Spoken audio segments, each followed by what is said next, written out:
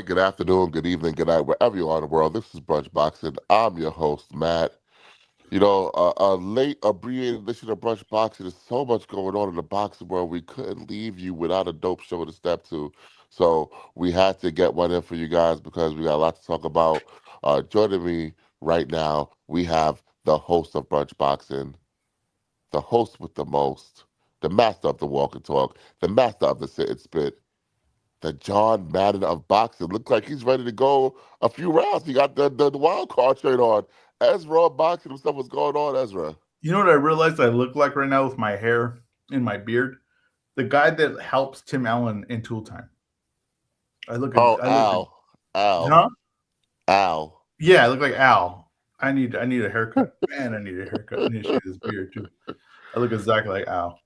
Oh man. And of course, behind the scenes, on the ones and twos, the super producer, the master marionette himself, our guy Huey P. What's going on, Huey?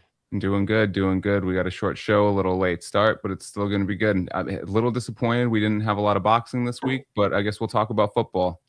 Well, it's like this. What's one of the best fights in the world, right? Hagler Hearns. It wasn't a 12 rounder. Didn't go 12. It didn't even go 10. Right? It went 3. That's what this show is going to be. It's not going to be. You're not here for. Oh man, we'll watch every round. Right? No, but the 3 rounds you're going to get from us are going to be fantastic.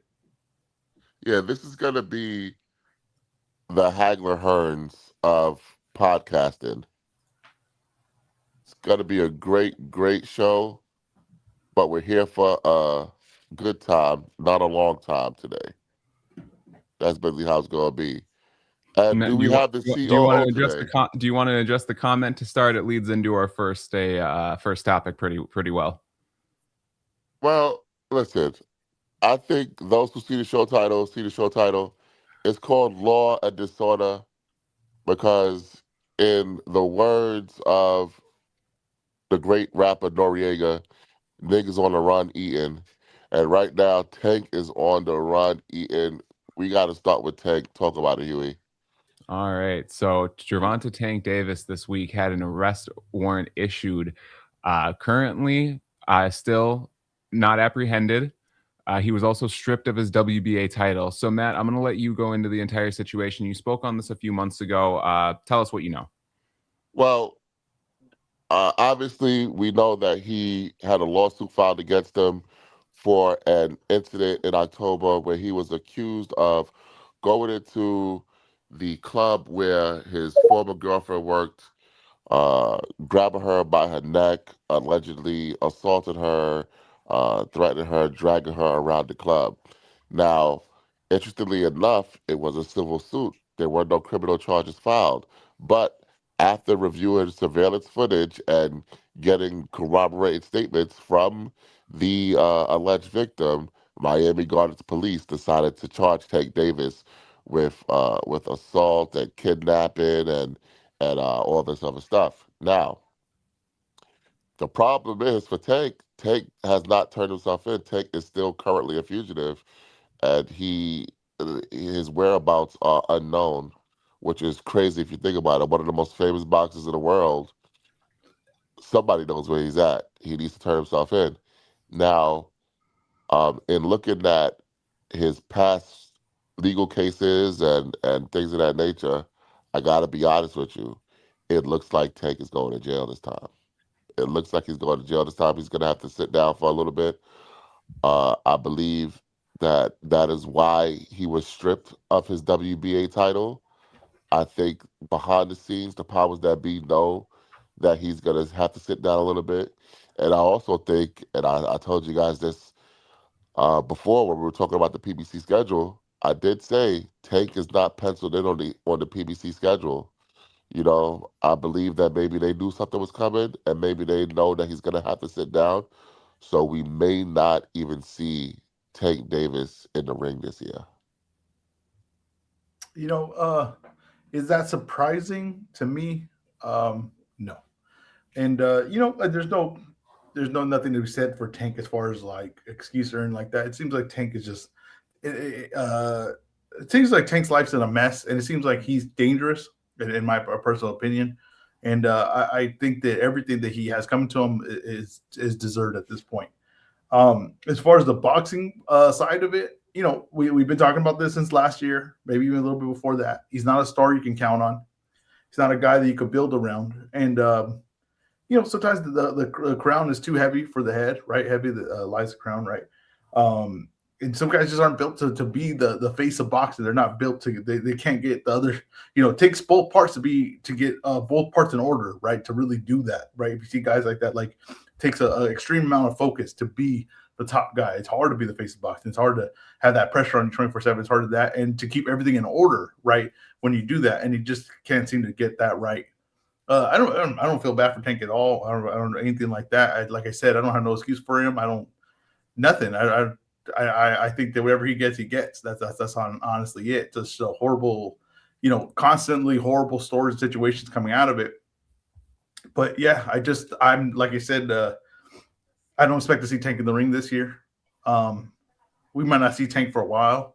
And by the time you see him, that fall off might be insane, right? When you're like going through all this and the living your life like this and everything like that, it could, that stuff could really weigh on you. And then especially if he goes to prison for a while, whatever, what is he going to be when he gets out? That fall off might be insane for him, right? So it's really just a wasted, honestly, talent and career of what Tank could have been, because Tank did have obviously was a star.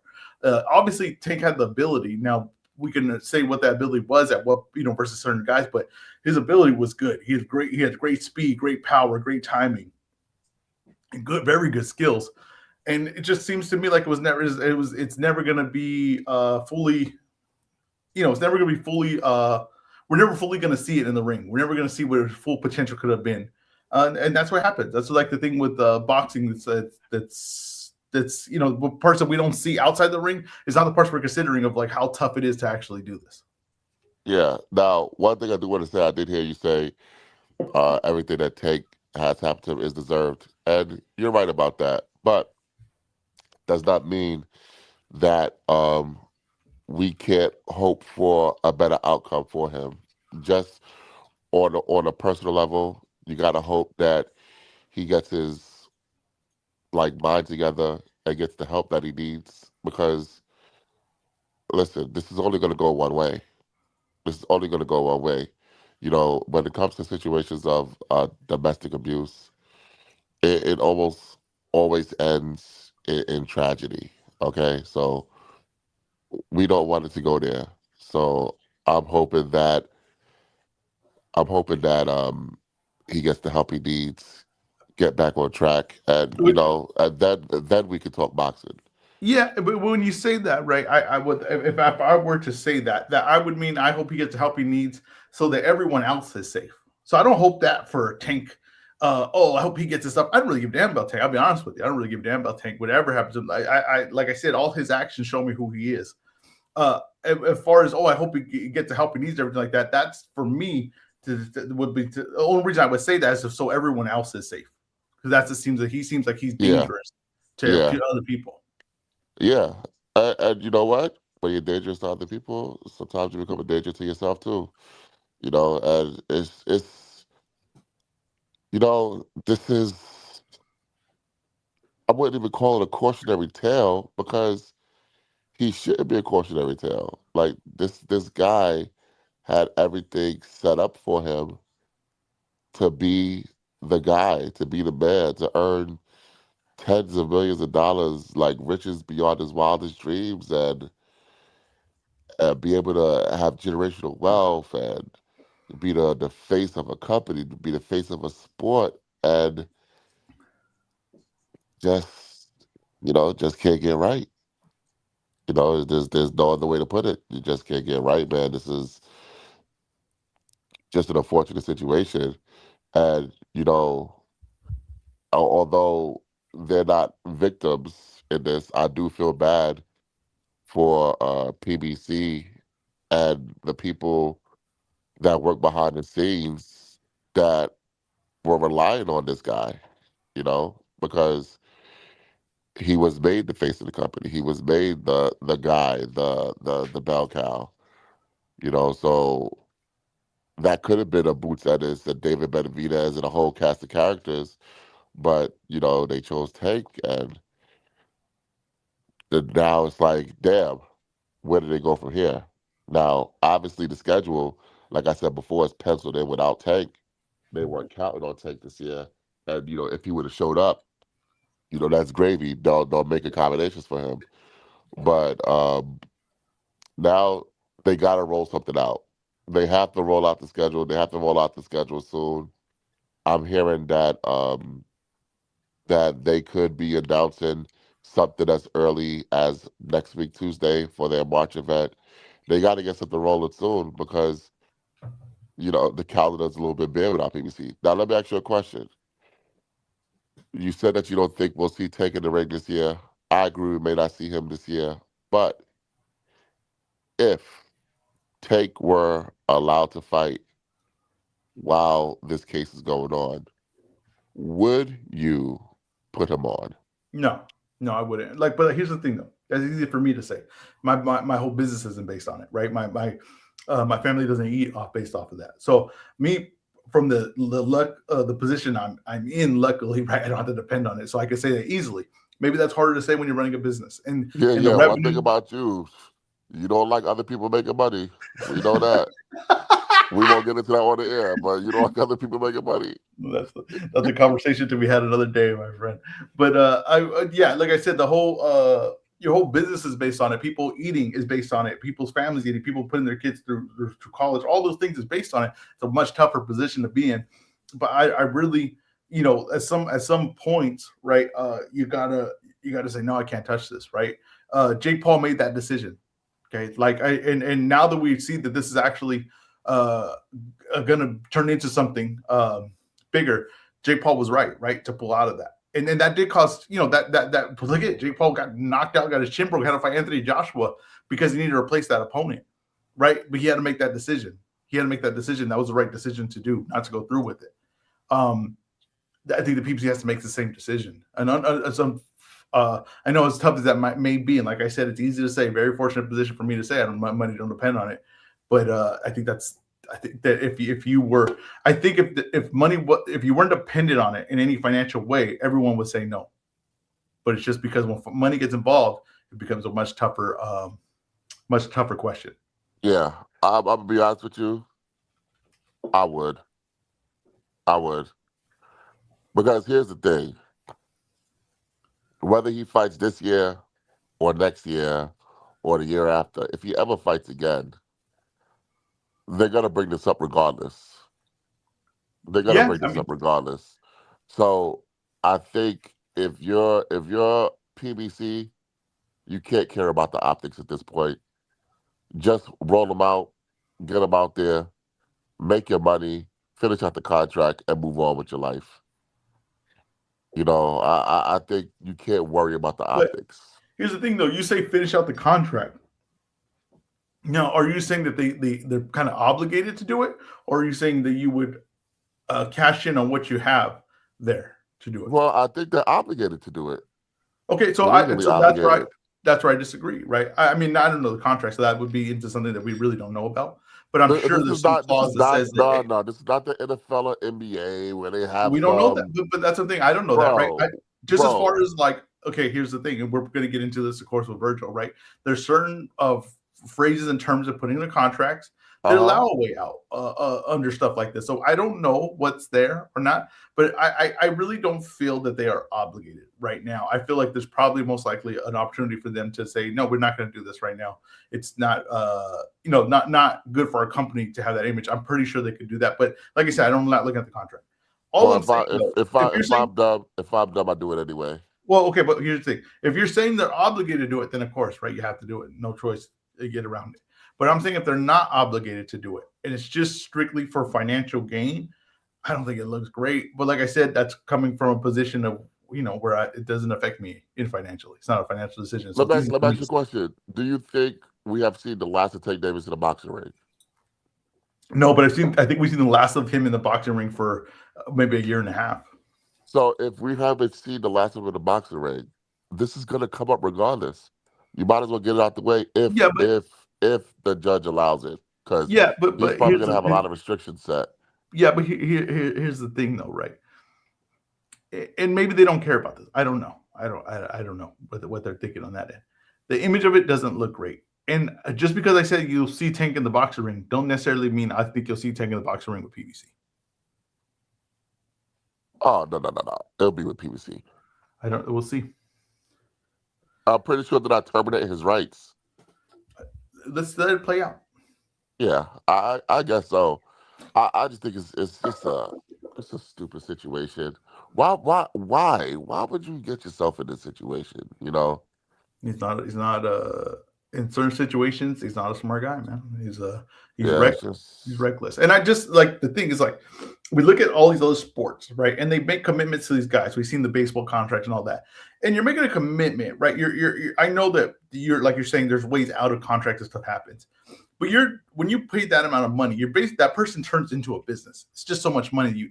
That's just what happens. It's not a person anymore. That's a business, right? That person is a business, and you're putting money in that business, hoping that not only does it operate on the field, but it operates off the field correctly. That's an important part that we really don't talk about a lot until stuff like this comes up. Tank is a business, and like I said, when a lot of these guys they want to be the top guys, and we based it only on ability. We watched these guys, and we said, "Oh, that this is their ability. They could be a top guy in the sport." But it's like, hey, there's so many other factors to what it takes to be a top guy in the sport, and it's like that guy locking in and realizing that I am a business. Or he gets the right people in with him that can, like a handlers that would say, hey, we got to go here, and we got to do this, and we got to make sure we watch and not make these mistakes and slip up here, because this is where people slip up. That's the spot the things that we do not talk about when we say, hey, give this guy the opportunity to be the face. Like we're looking at Ryan Garcia. Nothing he has showed me that he could be the face of the sport. Because on the outside of his life, it seems too hectic. It seems like he's not mature enough. It seems like he doesn't make good decisions. It seems like he allows the fame and everything he runs with that, right? And that's nothing that's I think sometimes we have to look at when we say this guy's going to be the future of the sport, or the future pound for pound guy, a future face of the sport, a future pay-per-view guy. It's like, well, can he handle that situation? yeah. Vis-a-vis Ryan Garcia. I don't know if you saw that he's been doing content with Sarah Safari, who you probably have no clue who she is. Yeah, she's the fitness chick. Yeah, and with Bradley Martin. Just so boxing fans know, that gym is full of PEDs. I'm just letting y'all know. I'm not accusing of anything. I'm just letting you guys know that gym is a PED safe haven. I want So to break some more news. Every gym is a PED safe haven. You that's go to your not local true. LA Fitness, that is a PED safe. No, don't No. say that. I want. Let me tell you something. I go to the gym. I used to go to the gym a lot. Any gym you go to, those guys that are that work those guys that work a 9 to 5 and go to the gym after and are built like a Mr. Olympia. Let me tell you something. There's a little assist there. I'll tell you that right now. So Yeah. let me tell you, any gym you go to is a PED safe haven. All right. Well, I think Bradley Martin is definitely on the gear. Oh yeah, Sarah Safari claims that she's natural, but I'm not sure. she But might be. I'm not too sure. He shouldn't be. You know how if you get out of jail, you're not supposed to be around other felons. When you test positive PEDs, you should not be around other PED users. That's Question: just since my we're opinion. on this ridiculous topic, do you put any weight in that Ryan Garcia passed a lie detector test saying he did not cheat, knowingly? No. Here's the thing. It's not a lie if you believe it. Everyone That's, knows that. but that therein lies my point, right? What have I always said that I thought this was? I thought this was either a contamination or he wasn't aware that he took this. I do truly believe, and I stand by this, Oh, Ezra, that Ryan Garcia did he not take this cheated. purposely. Ezra, he cheated. That's fine. I don't think he took it Oh purpose. my gosh. Of course he did. All right. Lie detector says he didn't, but Of course he did, man.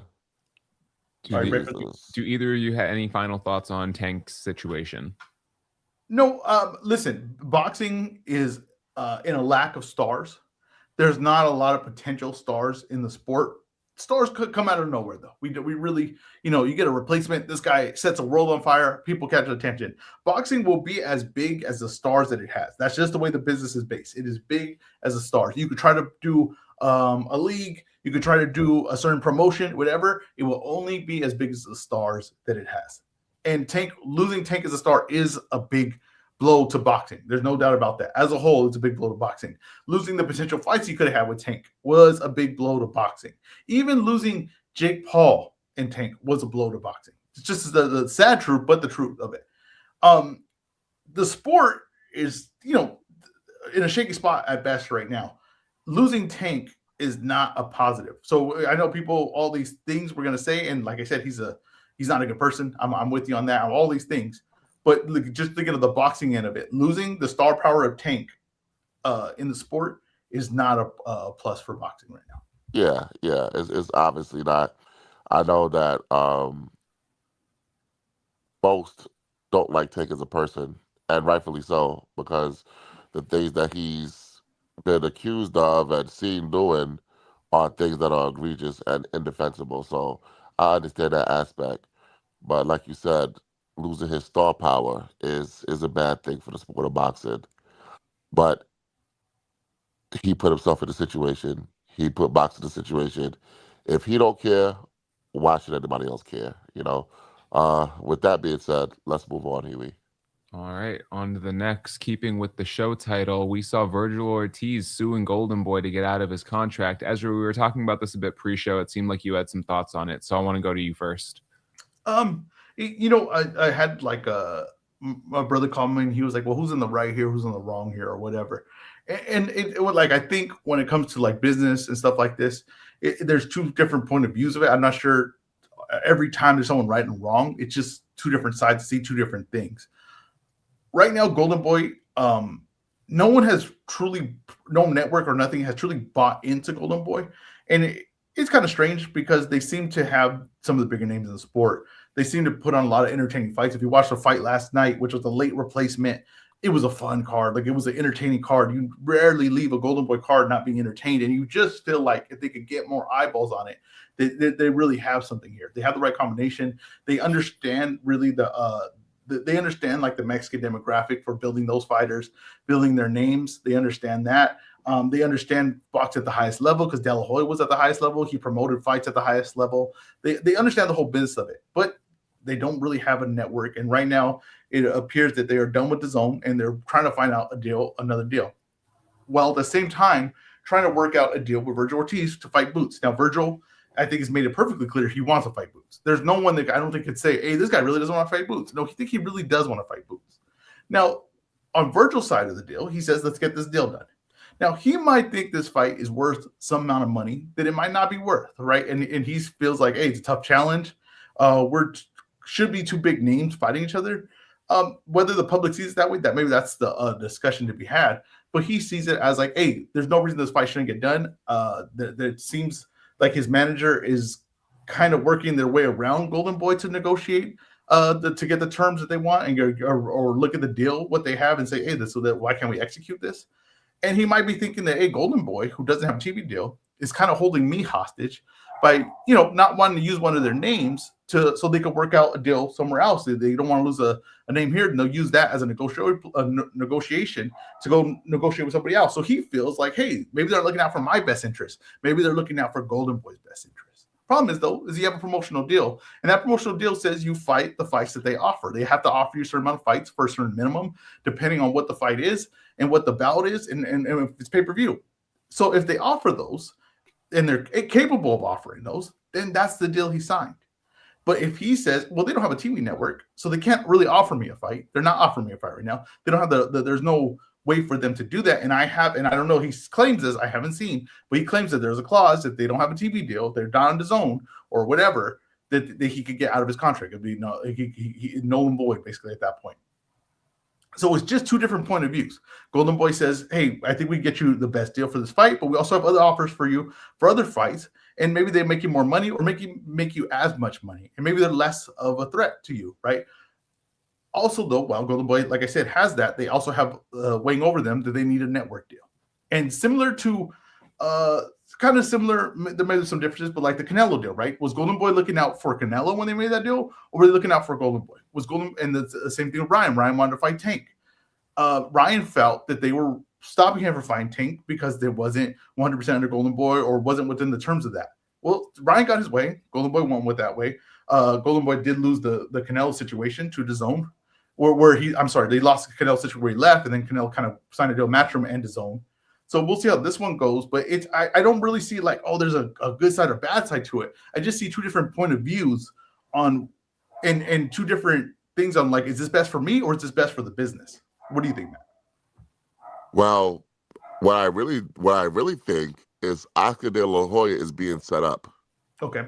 That's what I really think, because they mentioned the clause that, oh, he needs to have the DAZN deal, or it terminates the promoter rights, right? Yes. Well, who's controlling the money for this fight? Yeah, DAZN. It's a bad situation to be in. So basically, it seems like DAZN and the Ortizes and Rick Merrigan and Turkey Al-Sheikh, who has a piece of DAZN, they are conspiring to lift Vergil Ortiz from Golden Boy, basically. Would this be the second time that's happened? It is. It is. It is. They did this with Canelo, and now they're doing it with Vergil Ortiz. And no, but do we know for sure that term is on the contract? Yeah, I'm reading the lawsuit right now. Okay, so it says specifically that he has to have a deal with DAZN or just a network deal. Okay, I'm gonna tell you specifically what it says. I wish you would have told me that you wanted to talk about that. Hold on. Specifics. Yeah. Hold on. I think it was on page. Not the PRA. Okay, here we go. All right.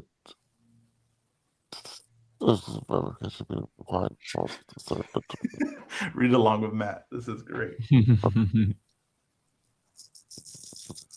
I've seen that. Right, here we go. That looked like Luigi who grew a beard. Yeah, I was saving until the end of the show, but if you, Matt, you have the contract ready? Yeah, to protect. This is Section 3I in the contract. To protect Ortiz from Golden Boy Promotions losing its broadcast platform, which would limit Golden Boy Promotions' ability to show Ortiz's fights, the PRA contained the following provision in Section 10G related to the relationship between Golden Boy Promotions and its broadcaster DAZN. Promoters' distribution relationship with DAZN is a material incentive for Boxer, meaning Ortiz, to enter into this agreement. In the event that the promoter's distribution relationship with DAZN terminates for any reason, and promoter does not have an agreement in principle in place for an exclusive distribution relationship with an alternative broadcaster, then Boxer shall have the right to terminate this agreement. For avoidance of doubt, if promoter has agreed on all material terms with an alternative broadcaster, but is in the process of negotiating a long-form agreement with that broadcaster, Boxer shall not be entitled to terminate this agreement. Boxer's right to terminate. Oh my God. Boxer's right to terminate must be exercised by written notice within 30 days following Boxer obtaining knowledge of the triggering event, or it will be deemed waived. Goodness gracious. And there's also a very key thing. And I remember that them kind of like them saying this specifically was, that the Ryan Garcia fight and Barrios is a ring event. And I guess the reason why I would maybe think that's important, and maybe this isn't, whatever, but maybe technically Golden Boy could say like, well, we still have a deal. We still got a Ryan Garcia fight coming up that hasn't been, hasn't been executed yet. But nonetheless, that puts you at a negotiation like disadvantage, and what a deadline to be at, where DAZN knows that this is a part of your. If DAZN knows this is part of your deal, and they know that you have to get this locked in, or you're going to lose a fighter and lose a big fight. And there's not a lot, if we look at Top Rank, not a lot of networks calling to work out a deal with boxing right now. That's a bad spot to be in. That is a bad spot to be in. Yeah, but here's the thing. Oscar De La Hoya and the Zone agreed to a deal in October. Okay, they agreed to a new deal. It's not written in ink, but it is an agreed upon deal. And this is where I believe Vergil Ortiz may run into trouble Okay. because Nevada law recognizes this type of deal as long as all the material things have been agreed upon. And it seems like that's been agreed upon with Golden Boy and the Zone. All they're doing is working out the final details, but all the important material stuff has been agreed to. Okay. So what you're saying is that they do have a deal in place. They have an extension in place, whatever. It just hasn't been signed off on yet. But why then, if that is the case, right? Then why all these reports that that their deal's done, this is expired, their last fight was last night. Why all that? Well, because technically the contract is run out. And But like I what's holding said, up them from getting over the line? listen, in Nevada, because this is a Nevada case, okay? All right? Okay. In Nevada, an agreement in principle indicates that the parties have reached consensus on major terms while intending to finalize details later. Okay? So Okay, I get that part, right? I get that part, and I get what you're saying is because this case, you're saying the Vergil Ortiz case will be handled in Nevada, correct? correct. Okay, now the one part that I would say though that kind of worries me a little bit is Nevada recognizes that as far as deals made in Nevada, but is the Golden Boy DAZN deal a deal made in Nevada? I don't think that matters. I think it does because what you're saying is they recognize Nevada, the state, will recognize a deal Yeah, as they long gotta as look. all No, the they things gotta are. look at the contract. It doesn't. You don't have to be doing. The zone doesn't do business in Nevada, but you have to look at the contract. So Yeah, but I'm saying is that as long as mutual assent exists, where there's a clear offer and acceptance, and the intent is bound to be evident, meaning that even if later a more formal document is contemplated, if the intent is there to do an extension, then that counts as legally binding. yes, I get you in Nevada, in the state of Nevada. But the Yes, which problem is is like where if they're I going to be do, trying this. So yeah, listen. Let me because I feel like you're getting confused here. If me and you do a deal in New York, okay, and you sue me in Nevada, well, the I could, contract is the contract. They're going but to interpret it I couldn't anyway. sue you. I couldn't sue you in Nevada. Well, if I think one of their residences is in Nevada, so they can.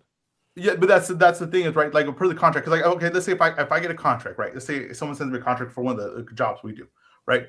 I will put in there if we have to go to court, we will go to court in California. Even if you're assuming, say, doing business in Chicago, you're doing business Yeah, in New but York. that wasn't in the contract. No, I know that. Well, I don't know what's in the contract. I don't know what's in the contract. No, I'm telling you, I don't. I looked over the contract. It wasn't in the contract. Okay, well, I'm saying I don't know that what you're saying You don't know isn't. what's in the contract. I'm No, I telling don't you, know. it What I'm wasn't in saying the is contract.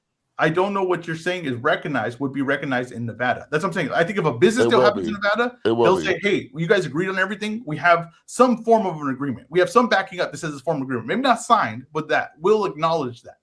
But if you do it in, let's say, New York or do something like that, that would be under their laws and terms, right? So I get how that would work in the Las Vegas, but Virgil isn't suing, and we don't know where the deal is taking place, but we're not necessarily suing a business deal to happen in Nevada.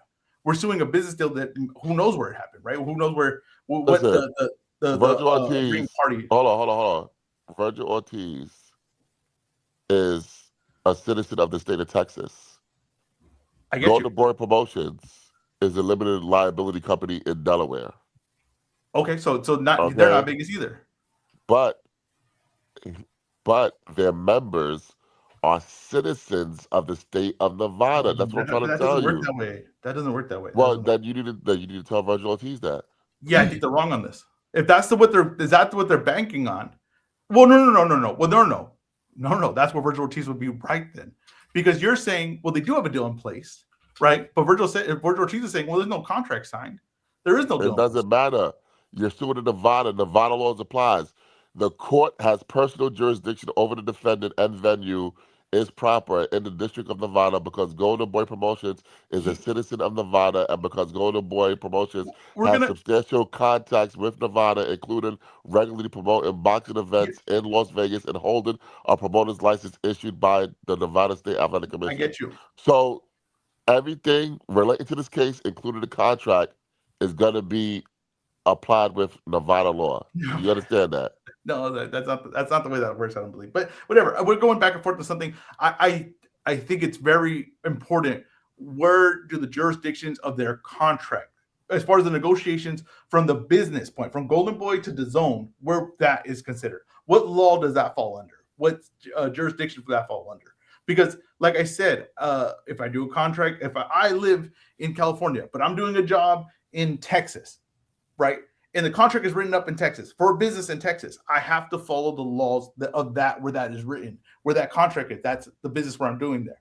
Now, maybe I could Yes. add And in this was Nevada. amendments that say, hey, I want recognized things from where I'm from, or if I go to court, it has to go under this court, Yes. under And this this was jurisdiction. Nevada, Ezra. That's what I'm trying to tell you. Yeah, but that's for the Like, you're making Virgil. my head hurt. No, because that's for the Virgil thing, but that's not necessarily for DAZN Golden Boy. That's the issue there.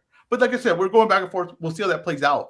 That's interesting, though. We'll see that. But right now, officially, no ink signed. Golden Boy doesn't have a deal with DAZN. Officially, no ink signed on a contract. They had no deal with DAZN. What they have is an agreement in principle, Okay. We'll which see. Nevada Well, recognizes. you know what? Let's not have the court case here. It's going to play out on court, so we don't have to have it here. But I do think it's a very interesting spot, and it's a really interesting spot to put in. Interesting spot that they're put in with not having that really with the wet ink signature. Now, let me ask you the important question. When do we see Virgil Ortiz back in the ring? I think it's going to be a while. I think it's going to be a while. I think this is going to have to play out. Now, maybe this doesn't go all the way to court. Maybe this doesn't go there. Oh, it is. Oh, it Okay, but is. maybe there's a chance it doesn't, right? Maybe the chance that they say, hey, you know what, we want this deal. This is what they're offering. We're taking. Golden Boy says, all right, we'll make the fight, and the fight's made. Maybe we get there, right? Because I don't think that it benefits anyone to not. I think the zone really wants this fight. I think Boost really wants this fight. I think Virgil really wants this fight. And Golden Boy, they want this under the right terms. Maybe they could get that worked out. But if this goes to court, then we're going to be out without Virgil for a while. So we got two names in boxing that are out of to start the year, and you got a fight that people are really excited about that looks like it's getting further and further away. Yeah. Ultimately, do you think we get Boots versus Virgil next? No, Do we get Boots versus Virgil at all? we could get it this year depending on that court case plays out. Because I truly believe Virgil wants that fight. I truly believe everybody wants that fight. I think that if Virgil were to, however long this court case takes, whatever, at the end of it, I think that if he gets free from his contract, I think he goes straight to a Boots fight. Okay. I don't think so, but okay. You think even if he gets free from his contract, he wouldn't go to a Boots fight? What if it's over a year from now? You think he's going to go straight to a Boots fight cold? Fuck no. Fair. Yeah, that would be stupid. And yeah, oh man, some interesting things in this lawsuit. Some interesting Question, things I in this guess. lawsuit. Oh, I want you to get to that, but here's a real quick question: Who do you, how should this have played out to avoid this lawsuit, in your opinion? Who's kind of in the wrong here? Who's in the right here? In my opinion, Vergil Ortiz should have let Oscar and Golden Boy fight for him and do what they do. Okay. Because here's the thing. In July 2024, which is just a little bit over a year ago, Vergil Ortiz signed an extension with Golden Boy. So clearly he was happy enough to sign an extension, a 3-year extension with them. And everybody was happy. Everything was hunky-dory. You know, Golden Boy got him these big fights, these big events. And he got paid handsomely for them. And it's not Golden Boy's fault that the original deal was turned down by Boots. That's not his fault. So if that money is not there again, that's not Golden Boy's fault. So what Oscar's trying to do is fight tooth and nail to either get that original money or get something really, really close to it, or they're threatening alternative fights where they can make that money. I think Oscar's doing smart business. Eric Gomez is doing smart business. And I think, honestly, I don't know Virgil. I don't know Rick. But I think that they're fucking up here. I really do. I think you might be right. And And you and said there's some and let's be honest, they're kind of snaking De La Hoya. yeah. I mean, They definitely. really are. They're Yeah, snaking him. definitely. It definitely feels like Rick is trying to work his way around Golden Boy and get you know maybe get Virgil out of the contract and get him to where somewhere else. But it definitely seems like that. It wouldn't be, like I said, it wouldn't be the first attempt this has happened to Golden Boy. You said there were some interesting things in the contract. What do you mean by that? So apparently there was a deal on the table for Ortiz in December that Ortiz turned down. They didn't specify what the deal was, but you would have to assume it's one of those deals that we were talking about, maybe a PVC deal. And Ortiz is claiming that Golden Boy threatened them after and tried to vilify them. Okay. Which is very, very interested. Very, very interested. Now, one thing that in this contract that I think is stupid is they was not in the contract, but in the lawsuit, they were saying that Golden Boy agrees to basically work in good faith with other promoters to maximize Vergil Ortiz's exposure and revenue opportunities, and the promoter agrees to try to work in good faith with the representatives to negotiate for any and all opponents. Boxer wants to fight during the term, and the boxer and his representatives expressly agree to direct any and all inquiries they may receive from potential opponents to the promoter for purposes of negotiating the terms of potential bout. In the event the promoter receives an offer to provide the boxer a fight from another promoter or a broadcast platform under provision of services or similar agreement, promoter must disclose to the boxer the full value of all compensation and stuff. So here's the thing, right? In a Virgil versus Boots fight, Golden Boy's gonna be doing that event. So that's not a third party uh, provision of services No. kind of thing. That's a Golden Boy event. So it kind of seems like uh, Ortiz's side is like trying to like mash together all these bits and pieces of a contract into a different clause, Mm, as if it's his own separate clause. Because mm, they're trying to argue that being that it's a fight against Ennis. This is coming from a third party, so it's their goal is basically lending out Virgil. no, they're not. Oscar's not lending out Virgil. Yeah.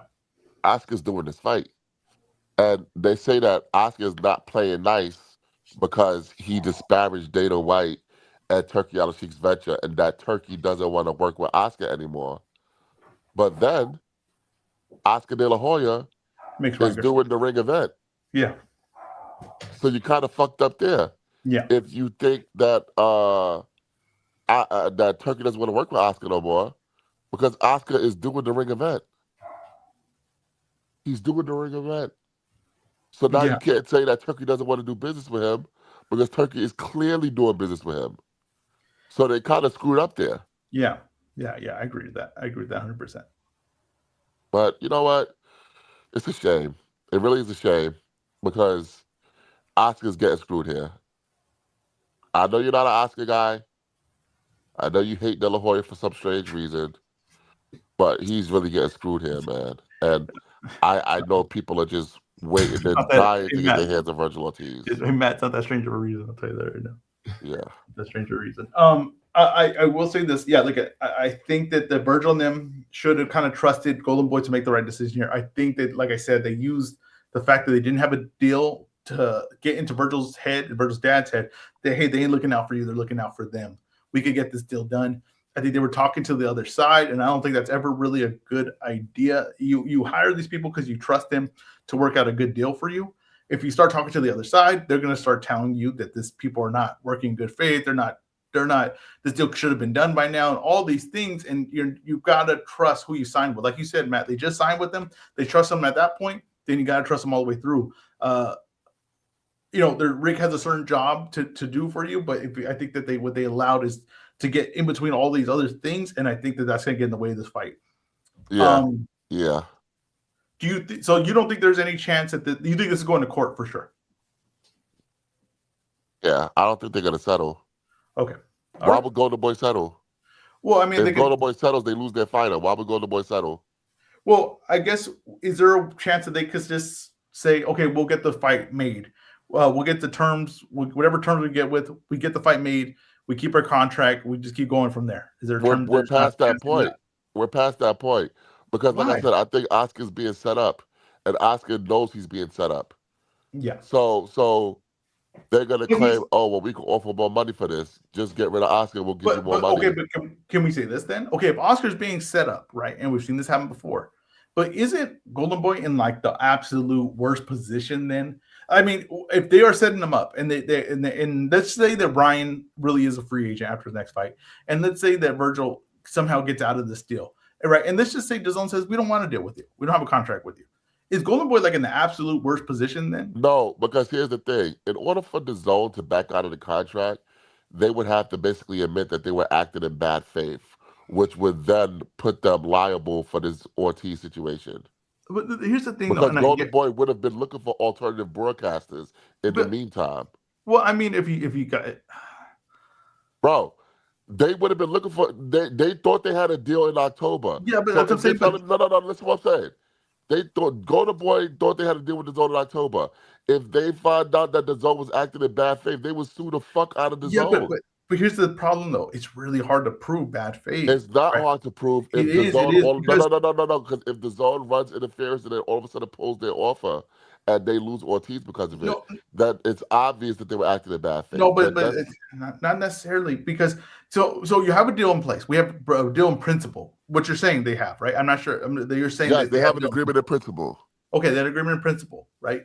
But DAZN could say, something in the market changed, or DAZN could say, okay, we had this, but they can add one thing to say like, something changed within the business model, and this is actually a key factor that we needed to get agreement on. Now, we never had a contract signed, never that. So we had all these things in place, but let me add we're going to add one more thing that's a factor to the business that we don't have an agreement on. So that creates a thing that says, oh, this still needs to be negotiated. Which still creates then, we don't then necessarily have a deal in place. No. Because you're missing the intent part. The intent is to get the deal done. So that counts according to Nevada. I get that. I know you keep saying the Nevada thing, but we have to see where that's. No, because you're confused about it. I'm telling you, the case is being fought in Nevada. Nevada, listen. Nevada is going to interpret it under their terms. That's what I'm trying to tell you. What you're not getting, and we keep getting bogged down on this. They will not do that. Okay, but all right. Hey, do you want to be as wrong again? Because it's not as wrong. So here's the thing, right? I'm trying to tell you what it is. So here's where you're okay. This is where you'll be right? And I'm not that I'm wrong, because I don't have the information in front of me. What I'm saying is that you keep going off the Vergil Ortiz lawsuit, and you keep saying that everything else that they worked out will be within Nevada's jurisdiction because the Vergil Ortiz lawsuit is in Nevada. But that's not the way that works. When you sign things, they are under the jurisdiction where you sign them. Ezra. Okay, here's let me just tell you. Okay. When I do construction, I have a construction company. When I do work, it's under California law. Okay, that's under California law. Okay, correct. But that doesn't mean if I sign a contract in Texas and then the contract's in Texas under their jurisdiction, and I do a lawsuit, but it's I'm filing in California, that California is going to make that contract now fall under California law. You can't do that. Ezra, here's the point that you're missing. the contract being done under Nevada law favors Golden Boy. So why the fuck would Golden Boy challenge the jurisdiction and the Because they're authority not of going to challenge the Nevada? jurisdiction. What I'm telling you is don't challenge the jurisdiction. What they're saying, you're saying that because Nevada is Ortiz, handling the case, everything outside Nevada will the still be handled venue, under Nevada's jurisdiction. That's listen, not the way that works, Matt. the venue that Ortiz's team wants is Nevada. Matt, that's for that lawsuit, Matt. You're Yes, talking about a but contract that listen, wasn't necessarily part done in of the Nevada. lawsuit is the interpretation of the DAZN contract. Oh, this is literally maddening. But all right, let's just look at. There's going to have a lawsuit. We're trying to have the lawsuit here today, apparently. No, let's just move the thing and we'll see how it plays out. Yeah, you know what? Let's see how it plays out. Yeah, I think you guys are having two different conversations. Hey, but add this to the spreadsheet, Huey. Because now I'm pissed off. Add this to the spreadsheet. Vergil Ortiz versus Golden Boy. Yes. Who are you favoring in this one, Ezra? I'm not favoring anyone. I don't have none of the contract in front of me, Matt. This is what we do. We get me to argue something, right, that I don't have in front of me. I'm just telling you. Because here's the thing. I'm looking at it and I'm telling you what it is. Yeah, you're looking at the you're law. arguing against me. You're looking at the lawsuit from Vergil Ortiz. The lawsuit has the Boy. contract attached. Oh Jesus, Matt, the contract might be from somewhere else. I don't get that. Doesn't make they sense. have it attached. No, but what I think, so here, can I tell you what I think is happening in this conversation? I think Ezra is arguing the enforcement of the actual DAZN contract with Golden Boy happening, and Matt's talking about how that in contract is going to be interpreted within the Vergil versus Golden Boy lawsuit. Yes, I get you, but you can't interpret it because we're Vegas. We do business like this here. That doesn't matter what the hell they do. The law and the contract is signed somewhere else under that jurisdiction. That doesn't mean anything. What you're talking about is if a contract was signed in Nevada and they say, "Hey, we worked out the principal terms under the Las Vegas, Nevada jurisdiction." So under Nevada jurisdiction, you guys will honor the contract because we have all the principles in place, pretty much, right? But you're talking about a contract that may possibly be signed somewhere else. I don't know where the hell it doesn't matter if they signed it in Timbuktu. Okay. Golden Boy Promotions is a resident of Nevada. Well, Golden Boy Productions, what you just said, was located in Delaware. The LLC is located De La Hoya in Delaware. lives in Nevada, but this is a corporation. No. This isn't a sole proprietor. You're getting frenetic because you're not understanding what I'm saying. No, it's just you're not understanding. Hold on, relax. It doesn't make any sense. Relax. Let the lawyers handle this. I know we want to have the court case here today. Relax. Let's let the lawyers handle this and the judge. Relax, Ezra. Relax. The LLC is in Delaware, but Golden Boy is based in Nevada, and they do business frequently in Nevada. They do business frequently everywhere. So I mean, how they were in Palm Springs the other day. Ezra, so here's I think where the disconnect is happening, because I get what you're saying. Like, the fact that they don't have an actual contract signed means Golden Boy doesn't have a TV deal in place. But the language in Vergil Ortiz's contract, which they're suing in Nevada, says if they have a deal in principle. And Matt's arguing that because they had the deal in principle in October, that when it's seen in the Vergil Ortiz versus Golden Boy lawsuit, Nevada is going to interpret that as adhering to the contract. Which do you get that, Ezra? Do you get that point? I get that point. But here comes the butt. Here comes the no. Butt. But here's the thing. Here comes a Megan Thee Stallion size butt. Hold on. Here comes the Megan Thee Stallion size butt. You're telling me. Wait, you're saying, oh, they had a deal in principle. Now, from whose point of view did they have a deal in principle? I'm just curious. Golden Boy. Okay, so Golden Boy, right, which will benefit them to have a deal in principle, right, says we had a deal in principle. Now, DAZN, very easily, because this is why when you need signed contracts, this is why it's very important to have a signed contract, can easily say, well, we don't agree we had a deal in principle. What says we had a deal in principle? What states the material terms being agreed to? But that's the thing, though, right? So you're saying, are you talking about a signed deal? No, hold on. Are you talking about a signed deal to execute of the contract? Terms? Are you talking about a signed deal for the terms? You're saying that the terms were listed in the No. That's what I'm saying. That's an agreement to all the material terms with the intent to sign a contract. That's what I'm saying. That's a point of view. That is Golden Boy's point of view, that we had everything in term. DAZN could come and say, well, no, we didn't. No, we didn't. And this is why we're staying that. Because there was no contract signed. So you're telling me that De La Hoya in October had something and never got anything over the line to this point, and he feels good with that? No, he don't feel good with that. Of course not. He don't feel good with that. They had a thing that they talked about in that, but that right there, it's very hard to hold up in court without a signed contract. I'm sorry. Vergil Ortiz's side stipulates that there was an agreement in principle that That is extended Golden Boy into 2027. that is very, very, very on the opinion of who agrees that they had a deal in Bro, principle. but if the people who are suing you says that, Yeah, but how does Golden Boy prove that they had a deal in principle? That's what I'm asking you. How does Golden Boy prove they have a deal in principle? I'm Some pretty sure communication they have histories, email communications, correspondence, Ezra. different things like Jesus that. So that's Christ. exactly what you're gonna say, right? Jesus Christ, No, Ezra. no, but this is what I'm saying. I'm Like, pretty like, sure do you that's think the that they were problem. This communicating is and what problem. corresponding? If you're gonna go to court and you're gonna argue something, you better not say, "I'm pretty sure I have this." Right? If you have an email and the guy says, "Hey, how about this term? This is what we did," and then the zone says, "That don't sound too bad. Let me think about it." You do not have a deal in place. This is what I'm talking about. Well, this is why contracts exist, to lock in the terms of the thing. Yes. You could very easily, the reason why people handshake deals don't work no more, rather than all that, is because you could very easily say, "Oh, I considered it, but business changed from October to February. The model changed. Something the cost changed in this, and now we had to reconsider it." That's why you have to lock in that deal then. So A deal in so principle in Ezra, October is a so deal in principle in Ezra, October, but let's you can put say, this "Hey, on a the business changed," spreadsheet. and we never got in front of each other to sign a contract. Let's This put is this not on a as easy as spreadsheet. cut and dry as they try to make it, because that's not So the way let's you put things this on a work. spreadsheet, Ezra. No, stop it. Stop it. I'm just telling you, it's You're, nonsense. you're I'm telling pissing me you, off. first of all, I argue stuff like this a lot of the time. So this is it. I know that all this stuff like this, unless you got wet ink, it's very easy to get away the other way from it. Should we go on to the next topic here? Yes. Yeah, Matt, you have any last words? yeah. Ezra, fuck you. I gotta get that on the soundboard. I really do.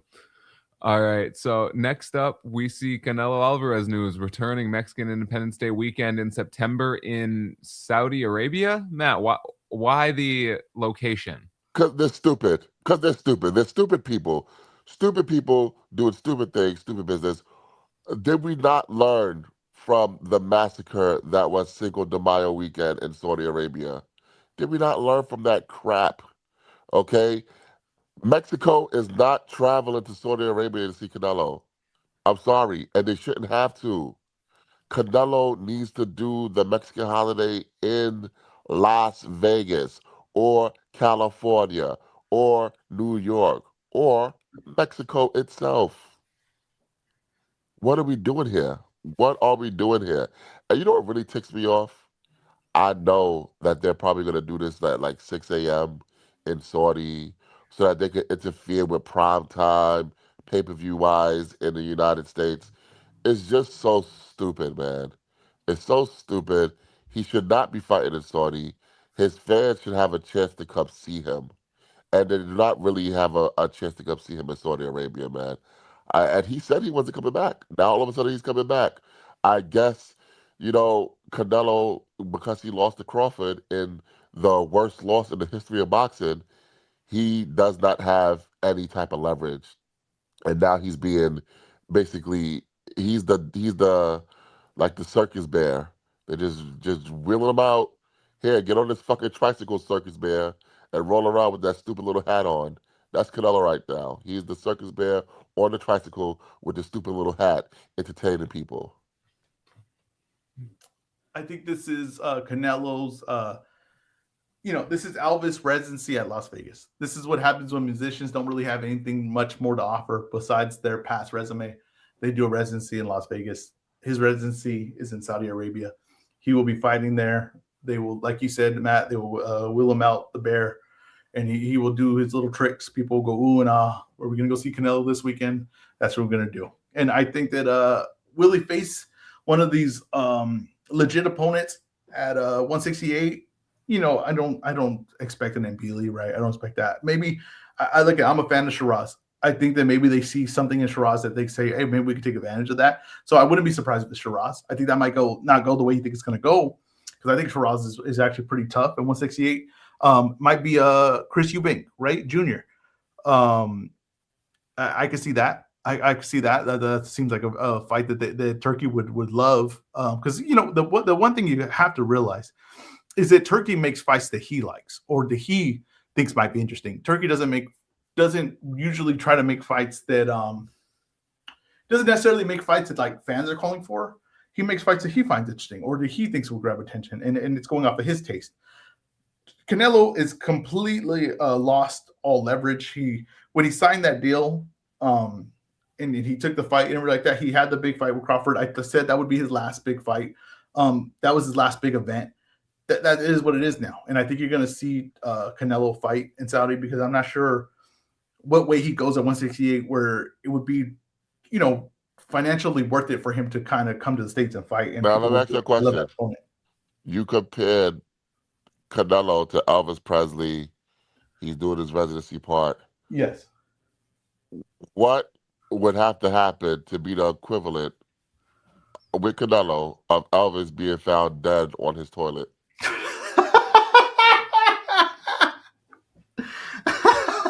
I think it would be. I think it would be Eubank beating him. I think that would be it. I gotta be honest. I think that's a wrap right there if that happens.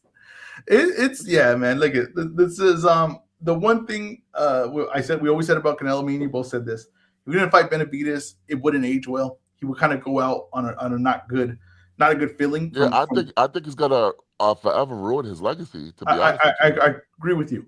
There's also the thing where you're gonna go out when we look at the past and say that, and you're gonna say, man, he went out one of the biggest stars of boxing. He was number 2 on the earners right list. That came out this past week for last year. And he was just doing fights in Saudi. One of the guys that would call his own shots. He was a guy that really didn't need to be told by anyone anything.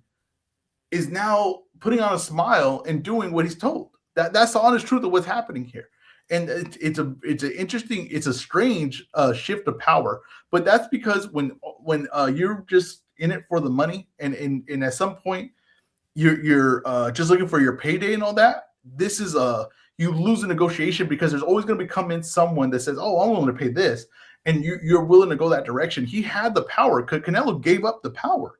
He gave up his leverage. He gave up his control of the sport because that's what you have when you're the face of boxing. And he gave all that up. And now it feels like he's no different than any one of these guys that has to go fight in Saudi. And that's a really strange shift for the face of boxing. Look at Floyd does what he does now, but when he boxed, he never gave up the power. He never did. He didn't have to, right? I even feel the same way for the most part for like Manny Pacquiao, right? Like he was the star. He never really gave it the power. Canelo gave up the power. It's a strange shift, very strange shift. Yeah, yeah. I think him going to Saudi is unfortunate, but it is what it is. I'm gonna be honest with you. I have no interest in Canelo's next fight. If it's maybe that's just because I'm a fan of him. If it's Shiraz, like of course I have no interest. I'm gonna be locked in. I'm gonna be locked in. Hey, listen. Shiraz got Diego Pacheco problems to worry about. He does, and that's a fantastic fight. He does. That's a fantastic fight. But I think that what people are going to start realizing, and it's kind of like it's funny. He's a UK fighter. He got a draw with the Damas that people feel like he should have lost. Not me. I thought the draw was fair. But a lot of times like people just allow that to like lock in their opinion on him. I mean, people thought that Berlanga was going to be problems for him. It's like some people thought Berlanga was going to be problems for him, and he showed like he was levels above Berlanga. I'm just telling you that this guy is a lot better than what people want to give him credit for, and I think that it's going to be a slow realization for that. But I think the Pacheco fight might be like the eye-opening part of that. I think Pacheco's a damn good fighter, but I think that I'm really favoring Shiraz in that fight. I'm not just because I'm a fan of him. We all know that, but I really am favoring him in that fight. Yeah. I don't care. Let's move on. All right. So Keyshawn Davis opened up about his alcohol abuse and some mental health issues this week. What are your thoughts on that? Matt, we'll start with you. Very interesting. He also detailed his breakup with Bomac. He wants to start his own thing out in Virginia with his people. Okay, it's fine. The alcohol abuse going into the fight sounds very Ryan Garcia-like. Going into the Devin Haney fight where it was reported by Brunch Boxing that Ryan Garcia didn't look like he was going to make weight because he was abusing alcohol. We reported that, and it was true, and Ryan Garcia admitted as such. I heard that he was drinking and showing up drunk to training camp where they would just send the sparring partners home because he was in no condition to work. I'm not sure if that's how bad it got with Keyshawn. I don't know. I haven't spoken to him about it. I would love to speak with him about it. You know, as someone who has faced similar tribulations, I would love to speak to him about it. But I just think the fact that he publicly recognized the problem and spoke about it tells me that he is on the mend, or at least seeking help, or has gotten help and is working on it. And I think that can only be a positive. Now, how will it affect him in the boxing ring? We'll see. Because this guy, he went from being dependent on marijuana, which is what he got popped for early in his career in Texas against Nahir Albright. He went from being dependent on marijuana to being dependent on alcohol. Now, is this guy just someone with an addictive personality that's going to look for the next vice to be dependent upon? Or is he truly going to be able to break this cycle of chemical dependency and get his career to where it should be because he has prodigious talents? I think I have to take a wait and see approach, but I'm happy that Keyshawn is getting the help that he needs, and I hope that everything works out for him, not just on a boxing level, but on a personal level. Like we said with Tink, at the highest level, you got to have it figured out on both sides in some way or another. There's no way to. No one's perfect at picking stars, or no one is perfect at saying this is a for sure thing, or no one is perfect at saying that this is the guy that can handle it. But there are warning signs. It looks like Keyshawn, they're giving you some warning signs there that this might be too much for him. And like, listen, mental health and all that is important, and it is something that we should be respectful of, and all those things. But hey, all that being considered, it takes a mental strength and stability to be on top like this. Okay, it does do that. So I understand that he's dealing with that, and that's too bad. But that doesn't. I can't look over that he is dealing with that. And at the highest level, with the pressures that come with boxing, and the ups and downs of it, and the upside downs you have to deal with the outside life with that, kind of give you a warning sign that this could be trouble for him. You need to be locked in. You need to be in the gym. You need to be consistent. That's what it takes to be one of the best fighters in the world at the highest level. That you know that you can shut everything down and go through it. Unless you're some amazing talent that could work your way through that. But even that always kind of ends in a quick and abrupt way for how long you can ride that out. So I'm just saying, I think Keyshawn, I think he's a really, really talented fighter. I think that he could be competitive with anyone in the ring right now. But those are warning signs to say that this might not hold up as we go further along in his career. Yeah, yeah. Now, let me ask you a question. Going into this Ortiz fight, do you have any thoughts, any changes to your opinion about this bout because of this revelation? No, I mean, like I said, he might be locked in right now because he made all these changes to his camp. It's like almost like a placebo effect, where it's like right now, because he did all these things, he's getting back in and all that. It might be focused right now. To me, it would affect it a few fights down the line. Things are going good, little success, and then you allow it to get a little shaky, right? Because you already had success, so then you allow it to be like, oh, well, I did good. I could stir away from this a little bit. I could go this way a little bit, and then I would think that might add up. He's not the main event here. He's the co-main. He's in a fight where I think he's more talented than the guy. He has more ability than the guy. It doesn't shake me on what this fight's going to look like, but I think going forward, it's something to watch out for. What else we got, Huey? I was just wanting to see, do you want to make a comment on, do you want to have anything to say on Sibby's comment? So he says the drinking was at a time he dealt with the loss of a close friend. At that time, I don't think it was an abuse. I think it was a grievance issue. So if that was the case, then maybe it's not something that we really need to be too No. Sibby, first of all, Sibby does not smoke or drink. He wouldn't understand. He wouldn't understand. You gotta deal with literally, that's literally an abuse thing. Like, you gotta deal with those demons and know those demons, man. Yeah, Sibby wouldn't understand. So, salute to Sibby, great guy, but he's out of his depth on this one. Matt, no need to argue. Sibby just doesn't understand. Yeah. Matt, do you mind if I reorder some of these to move them to quick hits? Oh, we're done? I don't No, care. we can do. I think I don't know that we need to spend. All right, you know what? Brian Norman fired his father as his trainer. What are your thoughts on this, and who do you think is next? I don't know why that's a funny headline. What do you think, Wait, Matt? why are you laughing at somebody Because it's just firing funny. his father? It's really aggressive. You know what I mean? Because like you could just say like the degree departed separate ways, the degree to No, like no, the no, trainer no, for me. no. I But gotta it's tell the just truth. like he He can fired use him. words.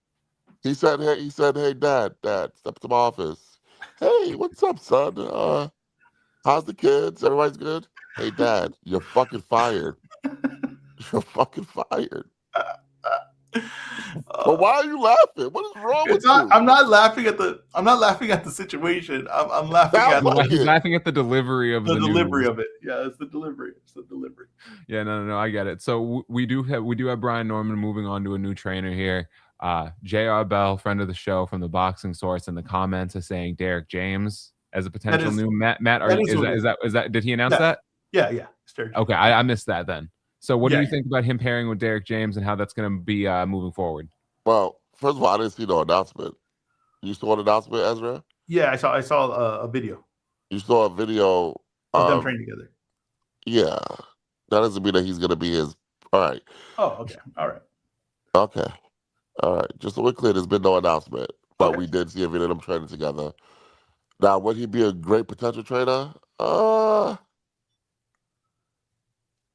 don't think so. I would rather see him with somebody like Boback. Question is, I feel like people are really down on Derek James, and I get that Earl Spence got destroyed by Terrence Crawford. Does that eliminate everything he's done positive? Let me ask you a question. When was the last time Alicia Baumgartner looked impressive? Well, I mean, wait. First of all, Lisa Bumgarner didn't look bad her last fight, and that was the first fight with Derek James. No, it was the second fight with Derek James. Oh, okay. Well, she didn't look bad that fight. So I don't know what that means. I'm just saying I think that we get in a thing where, because he came up short in this big fight, now Derek James has limitations because Charlo got lost to Canelo in a fight that, he was moving up in weight and all these things. Oh, now Derek James don't know what he's doing. I'm not sure that's the case. Now, when I think of the style, I think we think that Derek James only trains one style. I thought Ryan versus Rolly, yeah, okay, I'm with you on that. But Ryan looked great against Haney, right? Ryan looked bad, not great, but he didn't look bad against Haney, right? Like, here's the thing. I think that we get trapped in, oh, this came up short, so he must not be a good trainer. This is the same thing with football, right? Like a football team loses, oh, we got to replace the coach. Like it's just that's it. The coach must not be any good, and I think it's situational.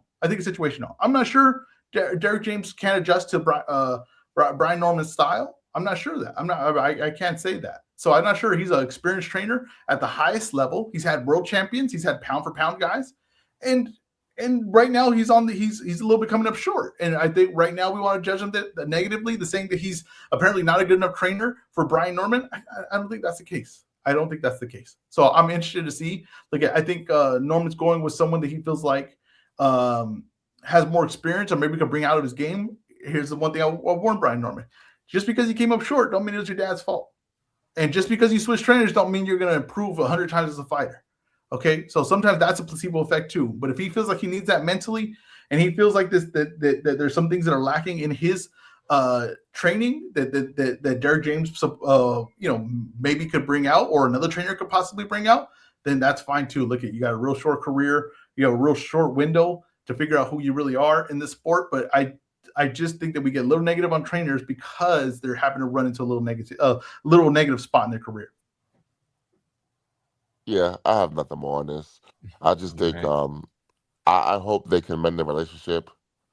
I hope everything is good with them. I hope, the personal father-son relationship is not affected by this business move. If Brian feels like he needs to be his own man and get away from his dad and maybe learn something new, you know what? His father should be supportive, and I'm sure his father is supportive because that's a very close family. The one thing I will say, and I stated this when it happened, so it's not like me doing a hindsight 2020. I didn't like the Brian Norman Sr. Like, I have my own fight. I don't like that he's going out and doing every interview. It's something about that kind of like, to me, it's a distraction. And to me, it's like, well, who's the guy we're putting the time into? who's the guy that's going to be the star here? It should be the son who's fighting, right? Who's a current fighter. I think that all those things like that are distractions. I think all those things like that are not necessarily good. I don't necessarily like trainers talking for fighters. I think that the fighters should do their talking, or they should get a guy that does their talking, like a wrestling manager or something. But I don't think the trainer should do it. I think the trainer should be focused. I think the trainer should be just there to make sure that this fighter is performing at the highest level in an elite. Yeah, but level. you don't say that about Bomac. Well, first of all, Bomac has success, but here's the thing, though. Yeah. Well, no. But here's the thing, though. Does Bomac, is he on these spaces over here talking trash to these guys and doing this and this? Not really. Now, Bomac could do an interview, and will he have an opinion saying my guy's better than that guy? Fine, but I don't really see Bomac as a mouthpiece. I don't see that at all. Bomac is a guy that, to me, has been pretty. Look at Bomac came on here and said, "Hey, I like to train Earl Spence." Right? He says, "I see good things for him." So he's not over here talking trash about fighters and all these things like that. I think that Bomac will do an interview, and I think he's a good interview. But I don't see him as a mouthpiece. I don't see him on these spaces yelling and fighting all these guys. I don't see that. I don't see that the case at all. Bomac's a hell of a trainer, and I think he's been consistently about getting his fighters better. I think that's what he's consistently been about. The one thing, what did Brian Norman Sr. do? As soon as this news happened, he got an interview. And he talked about him, and he talked about how he's not going to go be an assistant for somebody, and they're doing their thing. I mean, that's to me an issue. I don't like it. I guess it's something that we should monitor going forward. All right.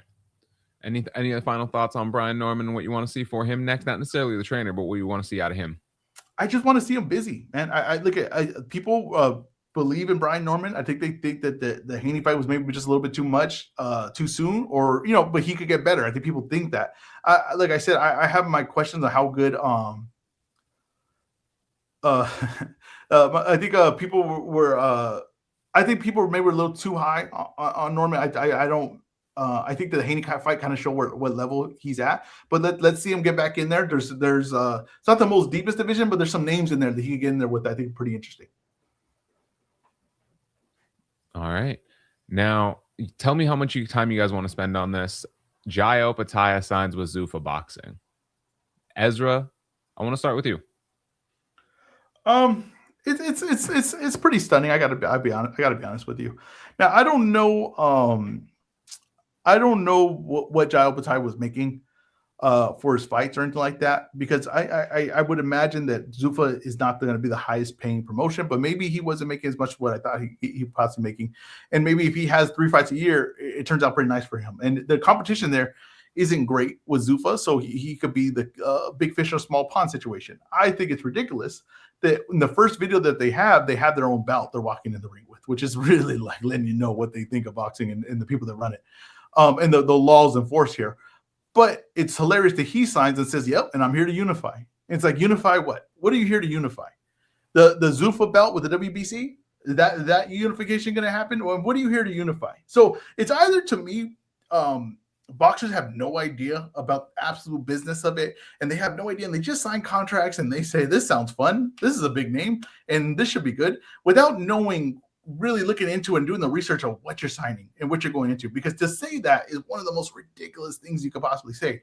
To me, what he should have said, if he did the knowledge and did the thing, if you're going to go this direction, you should say, "I'm going to make this the real belt." Now Zuffa has the real champion because I came here, and all these other guys are fighting for a fake belt because I have the real one. This don't have no history. I'm going to make it historic. This don't have any prestige. I'm going to make it prestigious. That's what he should have said. He should have put that Zuffa belt right around his shoulder. That's what I would have done, and said, "Anyone wants this belt, you know where to find me."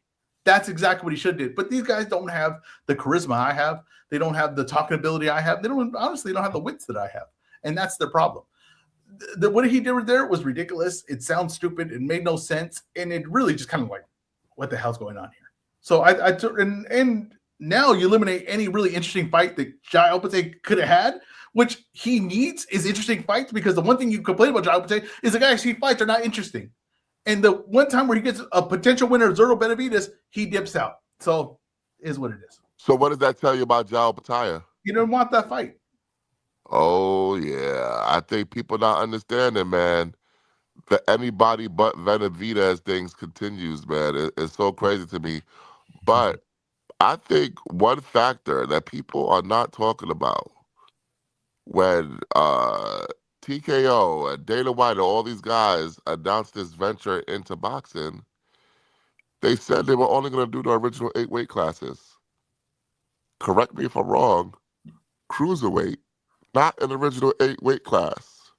So is Ja Opataya going to be unifying at cruiserweight, or is he going to be the undisputed heavyweight champion of Zuffa boxing? That's what I'm thinking about. You think they come back and say the original 8 plus 1?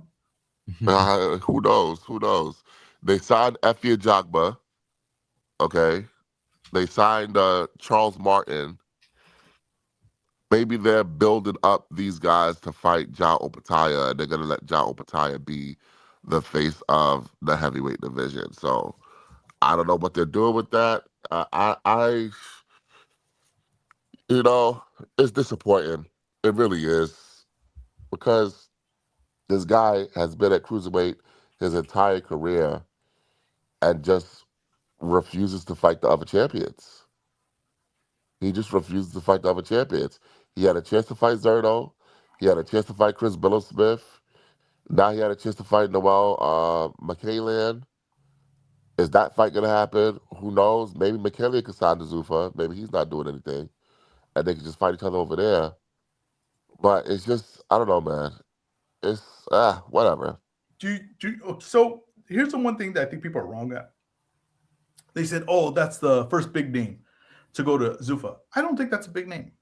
I think boxing fans are sometimes too much in the weeds on these boxers that they think they're big names. I don't think Jabatai is a big name at all. I don't think casuals are like, "Oh wow, Jabatai signed with them." I don't think that's the case at all. I think casuals say, who? Exactly. Right? So my question to you is, and apparently his name is Jay Opataya. And we've been saying it wrong this whole time. We're saying it right. Apparently. No, that's but we're a bad saying name. it right, It's Jai. Yeah, we're saying it right though, because Jai sounds better. Okay. So whenever it sounds better, right. That's the right way to say it. Yeah. Yes. Now, okay. So we talked about this a long time ago, Matt. We talked about these guys that were maybe higher level fighters, but were not big names that we could see going to Zuffa. We did see that as a potential that could happen. Do you see this becoming pretty commonplace now with guys that we know are not going to be necessarily big names in boxing, as far as like the standard boxing with the belts and all that and pay-per-view sellers, that they just go to a more consistent schedule and maybe a lighter touch, less competition? Do you see that as more commonplace now? And will we lose maybe more contenders in these divisions that aren't big names? Depends on how much money they're making. Okay. And what's the roadmap for them? I mean, look at we last night we had a Golden Boy card, right? And I don't think any of those guys were printing money, right? But they were fighting for the potential of getting to these mega fights and make millions of dollars. And the truth is that a lot of them are not going to get to that point. If you're going to bet that any of those guys on that card will ever get there, you could put a bet that maybe the more likely bet is that none of these guys ever get to that level, right? But if you could tell these guys, hey, why don't you come here? You're not going to fight for millions, but you could fight for, 200 to 400K a fight and fight 4 times a year. I think a lot of those guys might be like, hey, you know what? That's better what I got going on here, because what I have here is a gamble.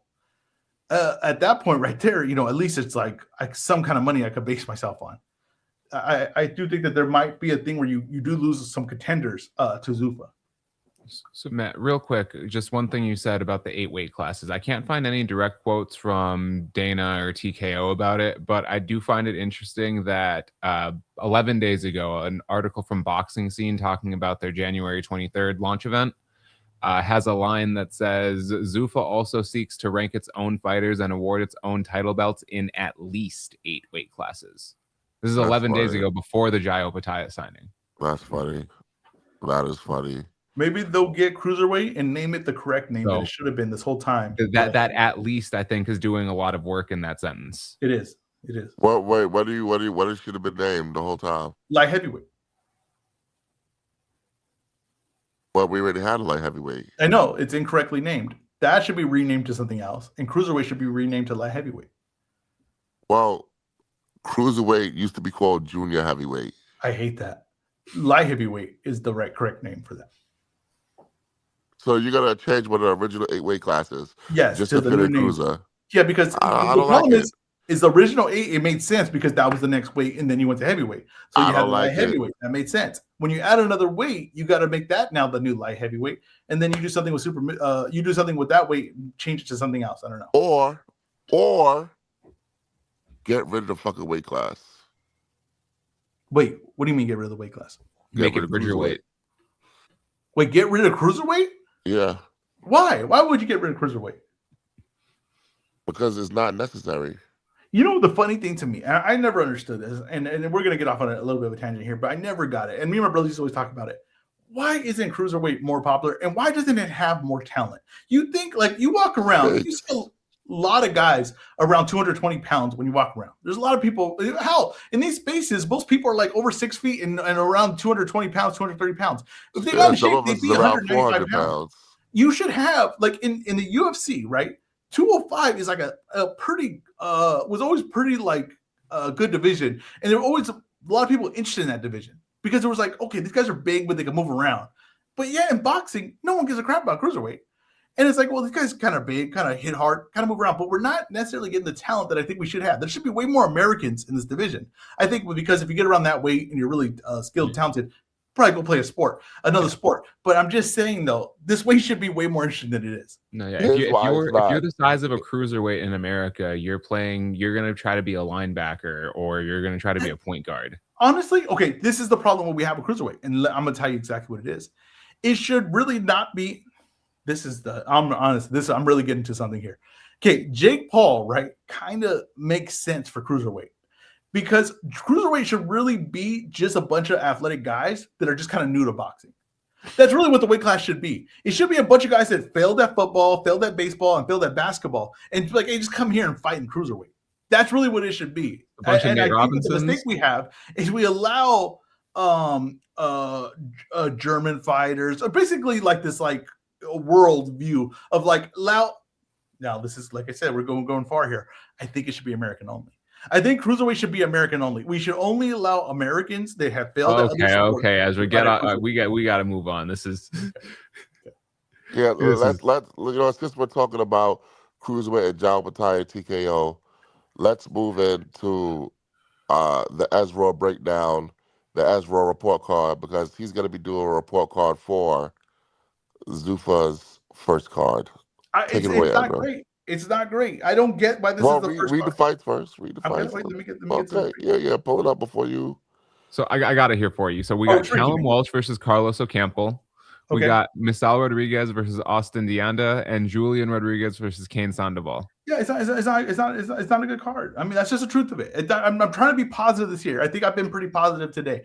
It's not a good card. With Zuffa, what I do, there is one thing that I think that they are doing correctly is they are coming into it very, very, very slowly. They are easing their way into boxing, and they are doing it with like at least 100% no risk because they're doing this at the apex. So they're not trying to put on a show. They're doing this in their garage basically, and that's fine because they don't understand the sport yet. So you would have to like work your way through it. You will have to build these names eventually.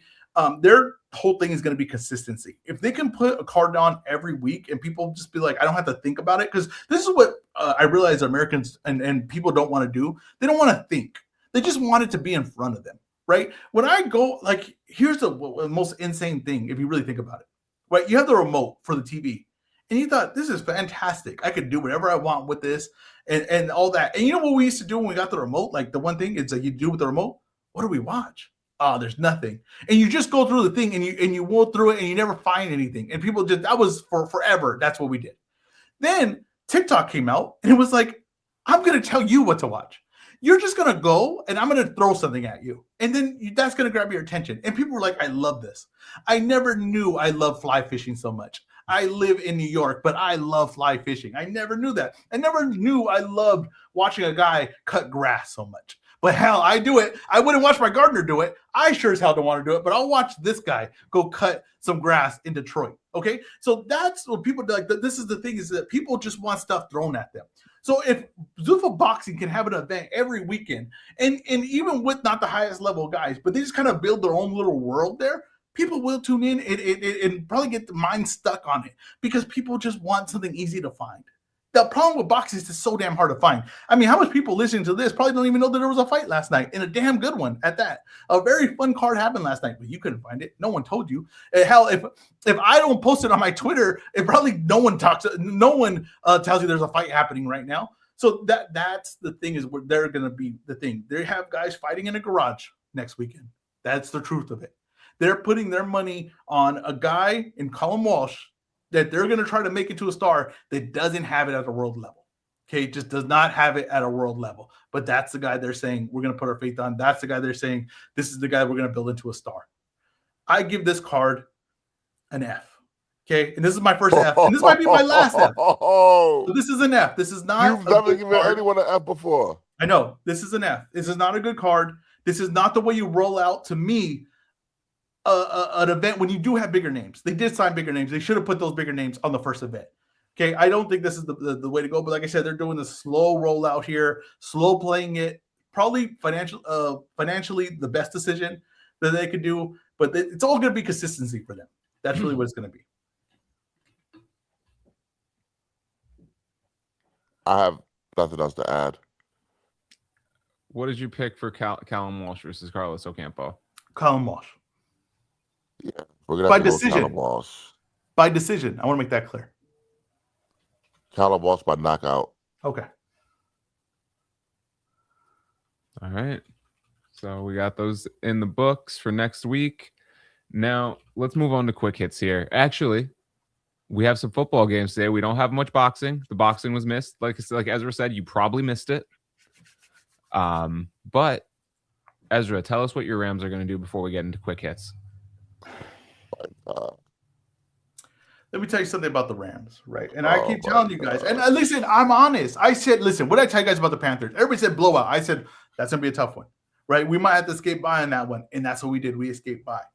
But sometimes, right, you just have the right quarterback and you got the right coach. And something about, to me, McVay knows how to coach him up in the playoffs. He does not become a worse coach in the playoffs. I think he actually becomes better. The best coach in the world becomes better in the playoffs. I think Matthew Stafford, who might be the best quarterback in the world, becomes better in the playoffs.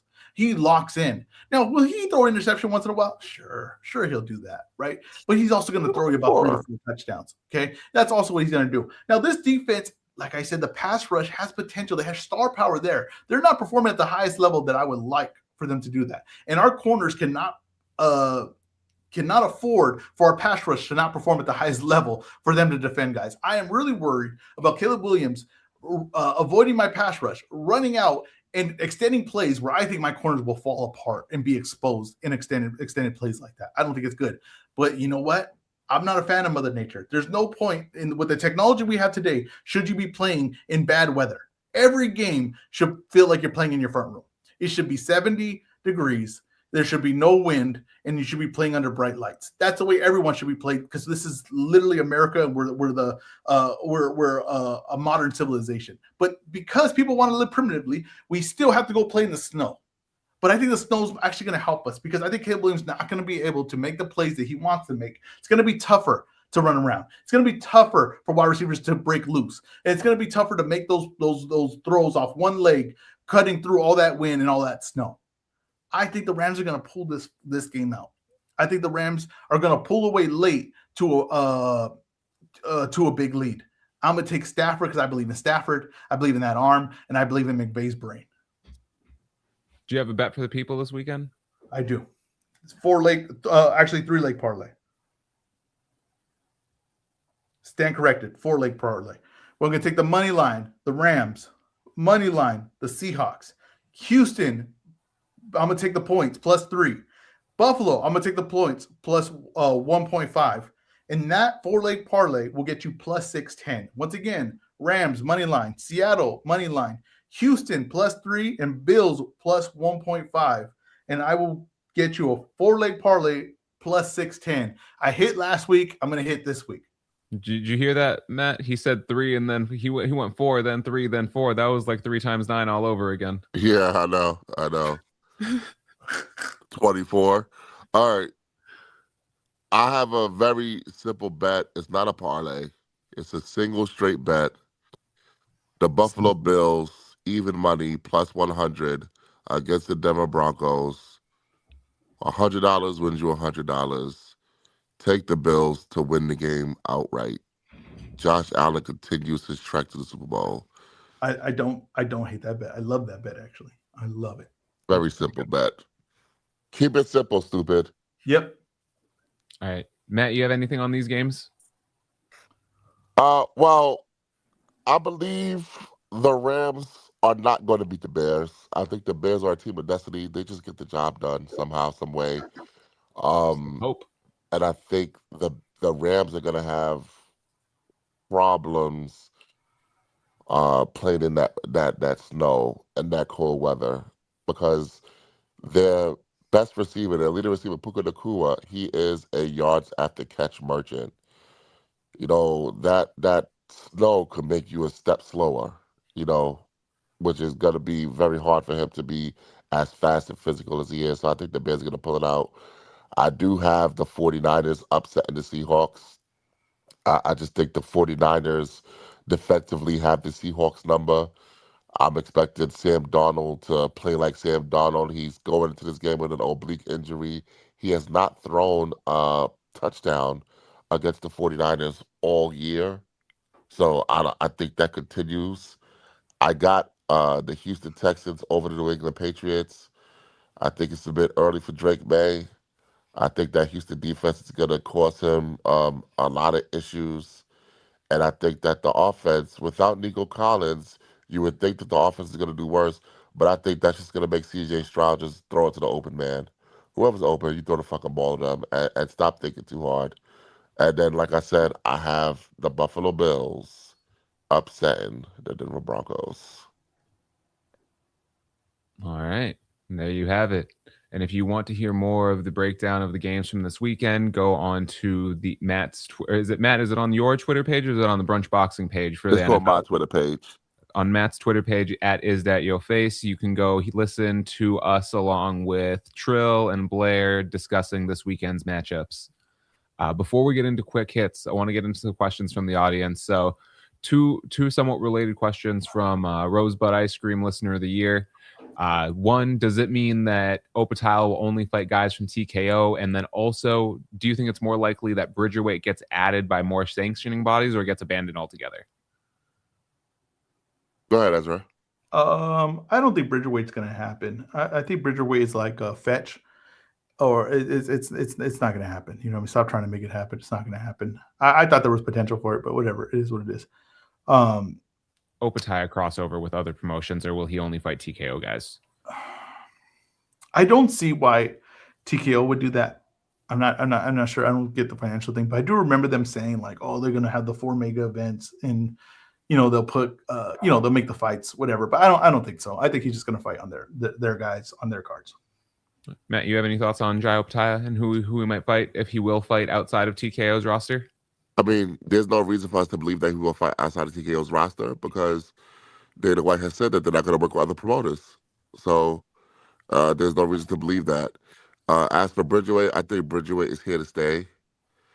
I think being that the WBA also added Bridgerweight, that you have 2 of the major sanctioned bodies with it, I think eventually the IBF and the WBO will follow suit.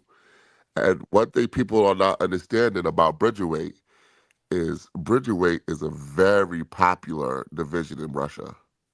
The Russians love it. They have a lot of IBA events out there. Is it because it sounds like they made it up? Bridgerweight. Like it sounds like something a Russian would say. Like hey, don't talk about my people. Okay. So I think it's here to stay. But it's gonna be Eurocentric. It's gonna be similar to Cruiserweight, very Eurocentric. Talent Cruiserweight should be Americans only. I keep telling you guys. Okay. And now this has been a weird episode. We got Matt talking down on Tank. We haven't had a rumor report in 2 weeks. Ezra's trying to magnify Cruiserweight. This is a weird episode. Moving into quick hits. Going to start off with a question from the show. Friend JR Bell says, is IVB on quick hits or did he miss the segment? Matt, what's he talking about? Bro. I am not discussing that IVB bullshit. Okay? Ed Pereira promised us some huge fucking announcement. It's gonna change boxing. You got people thinking that they're gonna announce some big fight. Oh, Wilder versus Usyk. It's gonna be huge. 150,000. These motherfuckers announced that they're gonna be on YouTube and they're gonna try to break a Guinness record for attendance, and they're gonna have 12 shows a year. I'm good. I'm good. I'm good. I don't like getting blue balls from boxing. I really don't. Don't promise me something and then deliver nothing, Ezra. The part where I've realized that this is probably not going to work out is when he said boxing and musical festival. Those are two things. I don't get how long it takes people to learn that that does not work. People are not going to a boxing fight to go to a music festival. I'm sorry, and people aren't going to a music festival to watch a boxing fight.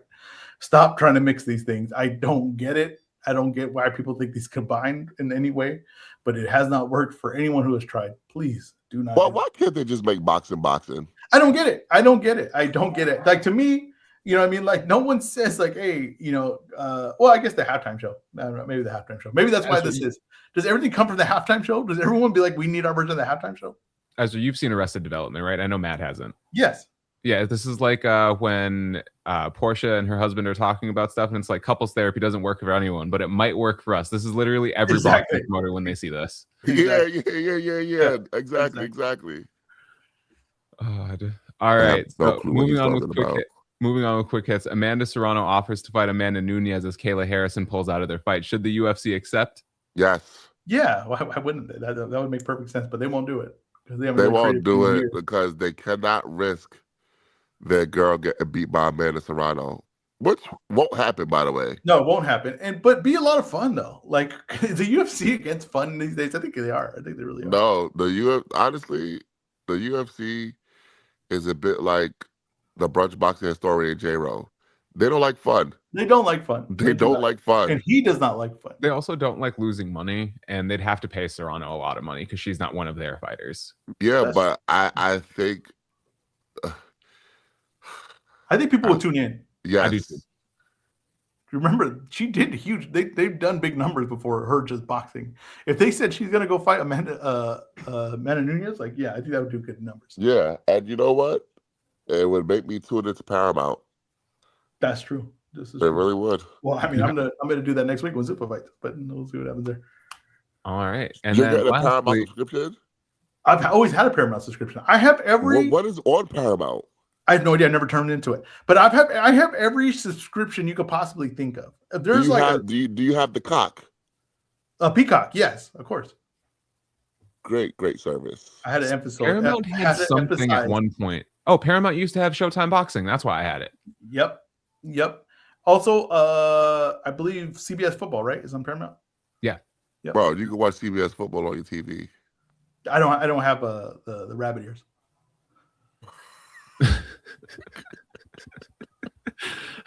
All right, Matt, last thing we got for the day. Your guy, Ozlez Iglesias, has an accepted opponent for the vacant title shot, Pavel Silyagin. What do we think about this? Did you just call him gay? Silyagin. No, Pavel Silyagin. Sound like you said Ozlez the gay. No, Ozlez Iglesias. Oh, yeah, my guy. Your guy, Ozlez Iglesias. Also, nothing wrong with being gay either. Just to let it out there. No, why that would offend him. Oh man, what a show! Anyway, Matt, who wins this fight? I don't even know who this opponent is. Can you shed some light for the audience and myself? No, I can't. Why would you put me on the spot like that? You did that. That's what you do to me. All right, I'll tell you who he is. All right, he is a Russian-born professional boxer who held the WBC silver super middleweight. As of 2022, he is ranked the world's 7th best active super middleweight by Transatlantic Boxing Board and 9th by BoxRec. Yeah, he's 16-1, 16-0 with a draw, and he has 7 knockouts. His draw was with Evgeny Shevchenko. He has fought a who's who of guys whose names end in V. Is this going to be Osles Iglesias' first TBRB top 10 opponent? Yes. All right, so he's going to make some moves in the competition index. Yeah. He will. Yeah. Obviously, I believe Osles Iglesias is going to win. That's why I drafted him in my draft. And he's going to have to do some heavy lifting since my number 2 pick will not be there for me this year. So I think Osles is going to win. I think he's going to win in style. This guy doesn't have the power to keep Osles off of him. I think it's going to end the same way the Shinsuke fight ended, probably a late TKO. I agree. Interestingly enough, these guys do have a common opponent. Both of these guys fought Isaac Chilemba, and Oh, both wow, of that's a them name I know. went UD12 with Isaac Chilemba. All right. Ezra, you got anything for the people before Matt sends them home? I do not. All right, Matt. Man, interesting show. Good show, but interesting show. Honestly, can I be honest with you? It's been our best show in the past 5 weeks. I got to tell you, this has been our best show in the past 5 weeks. This is a great show. Honestly, there was a lot more Meat on the bone. contentious debate than usual, because you think that contract law in every state in the country. Dude, that's the thing. I don't. The one thing I stated clearly enough was I don't have the contract. No, we're not gonna get into it no more. We're just gonna put it on a spreadsheet somehow, so that we can see who's right, who's wrong about this. Because now I'm ticked off about it, and it's really bugging me. And I hate that you do this all the time. It pisses me off. I'm reading something. I'm telling you what it is. No, I get what you're reading. And then you're like, I'm not sure about that. I get what you're reading. Telling you what it is. Okay. What is your fucking problem? I'm just telling you. We had an argument like this before, and we never really kind of settled it. I think I was right, but we never really went to the bottom of it. Hey, you know what's funny? Of course you think you were right. But I bet you can't even remember what the argument was. You just know that you were right. That's the thing. But I think I was right about it. Yeah, it's easy to be right if you don't remember the argument. It is, but I'll tell you right now, I'm pretty sure I was right. But, you know why though, Matt? Can I tell you why? Because I don't keep score. I don't keep score. It's not my thing. Hey, let me ask you a question. Do you keep score with your wife? I do. That I do, and I got a good track record. You should not be keeping score with your wife, dude. I keep score. It's gonna backfire one day. We do have a question from Rosebud Ice Cream that I think goes to Huey. Yes. What are the current scores for the picks contest? So the current scores for the pick contest, after 2 weeks, we have, both of you whiffed on Matias. You both got Cabell by knockout. And then we went over the first week's results. So Ezra has gotten 2 fights with both the fighter and decision. So he has a total of 4 points. Matt has gotten 3 fights right with both the winner and method of victory. And then he got Serrano as being the winner, but he picked by stoppage. So Matt is winning right now 7-4. It's close. Listen, nobody's surprised. Did we pick the Curiel fight? No, hold on. Bro, how we gonna do the Curiel fight when Rocha pulled out, dumbass? What's wrong with this guy? But I did take Curiel though, and I think you took Rocha. By the way, first one, don't. So that shit kind of went for me. BS. But we won't get into that. We didn't do the picks for yesterday's fights. You know what's funny though? Can I point out? I just asked a simple question, and I get disrespected. Simple question. That's all I asked. No, because here's the thing. I think anyone that tunes in to this show every week, they know what it is. They listen. My guy Sam, the cream executive officer of Rosebud Ice Cream, okay, the unofficial sponsor of Brunch Boxing, he understands that I am going to stomp you out in this contest. You're not. He just wants the public to know. The reason why he presented this idea to us is because he knows that I am better than you when it comes to breaking down the sport of boxing and understanding what it is we're watching and picking winners. He knows that. And he just wants it to be exposed to the public. That is why he came up with this contest for us and this scoring system for us, because he wants to see me be great. So, Sam, Midway through the year, you're no, no, gonna no, hear no. Matt be Sam, like, "Do we Sam, have to talk about it? Do we have to bring it Sam, up?" That's what you're gonna hear. Rosebud ice cream, the greatest ice cream in California. I really do need to test your product. Sam, you are the real MVP. You knew what you were doing. Sam You Rose put has me in a a position winner to as a win. prize for the winner at the end of the year, a Rosebud hoodie. Oh, you're gonna have to get that in like 5XL for me, buddy. Might have to get 5 sweaters in time together. Now, saying you want to test the product from the cream executive officer is pretty insane. I gotta tell you. I gotta Hey, we're tell leaving pause in 2025. Although yesterday I did an interview with Prince Patel where I had to break my own rule and pause him because he said something so egregious that I don't even think it could be repeated in front of children. It was so egregious. So I'll egregious. make sure that one gets uploaded with an explicit warning, Matt. Yes, yes, yes, All right, yes. but before we go, be sure to check out the website. You can read the latest news at brunchboxing.com. Be sure to follow the host, follow everyone at brunchboxing, at EzRaw Boxing, at isdatyourface. Follow us Twitter, Instagram. Give us a like and subscribe on YouTube. Also, check out the podcast on Apple Podcast and Spotify. We place it up there every week after the show airs on Saturdays. Matt, tell them what you got for the people and send us home. Oh, you forgot the most important part. Hit Oh, the hit the cash Cash App. app. Hit the Hit the Cash App. cash app, ladies and gentlemen. Hit the cash app. I'm waiting for Huey to put the graphic up on the screen. That's Big always on the graphic. screen, man. It's under your name. Nah, That's under that's your too name. small. It's too small. It's too small. It's too All small. right. I got you. I We got need the you. big graphic coming. Yeah, there we go. Dollar I, sign is that your face. I, Hit the cash I app. cannot Support the emphasize platform. enough, and this I've never said this before. Please hit that cash app. I cannot emphasize enough. Please hit that cash app. Please. I'm begging Yeah, if you. you want to support Matt, hit the Cash App. If you want to support the show, actually listening through Spotify and Apple Podcasts will help going forward.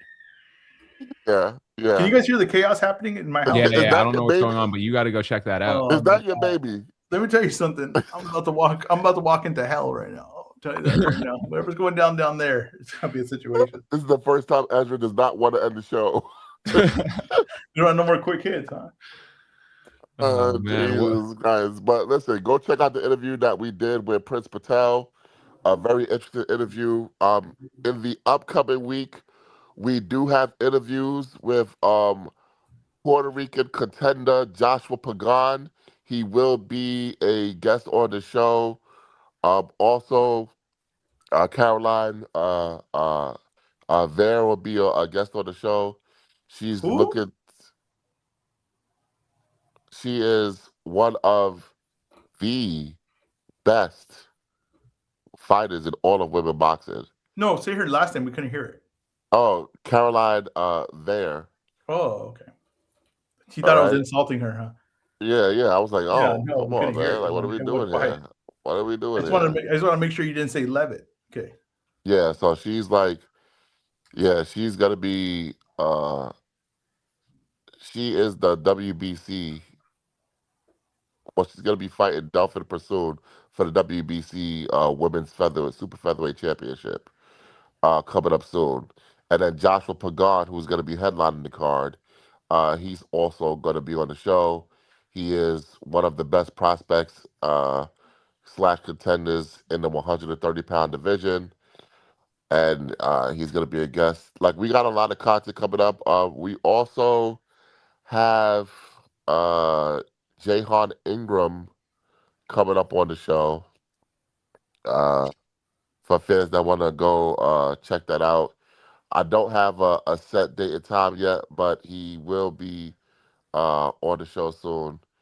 We're gonna lock that in. Like we have a lot of interviews coming up, so make sure you guys uh, support the platform, listen to the platform, subscribe, give us 5 stars on every platform, and as always, hit the cash app. This shit is time consuming.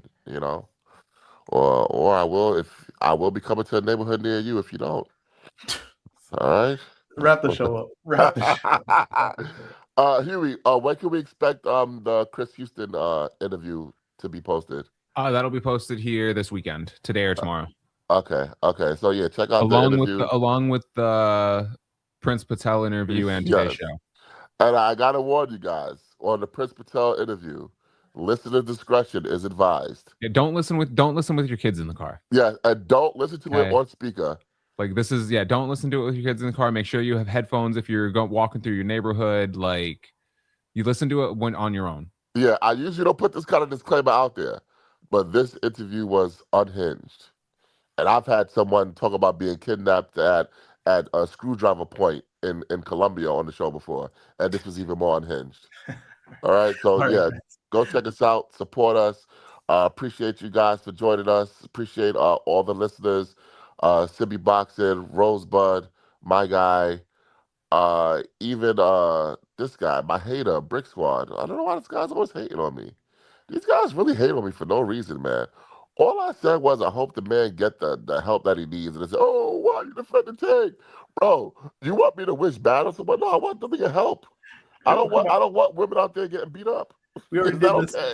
Is We that already okay? did this segment, Matt. We already did this segment. It's pissing me off, man. Shout out to Sean Mullen. Shout out to J.R. Bell, Swedish chef who randomly announced the death of Joe Rogan, who has not died. I guess they wanted us to see it and then say something on the show. Can I be honest? Which you did. Can I be honest? I Joe did Rogan is Google not Joe dead. Rogan just to make sure he wasn't dead. I did too. I Joe did Rogan too. is not dead. We all did. Shout out to Gritty from the Underground, my guy, Johnny, everybody that joined us. Everyone's going to listen in the future. The COO, the Mexican Al Heyman, Mike, the host, the John Madden of Boxing, EzRaw Boxing, the master marionette himself, the super producer, Huey P. I am Matt.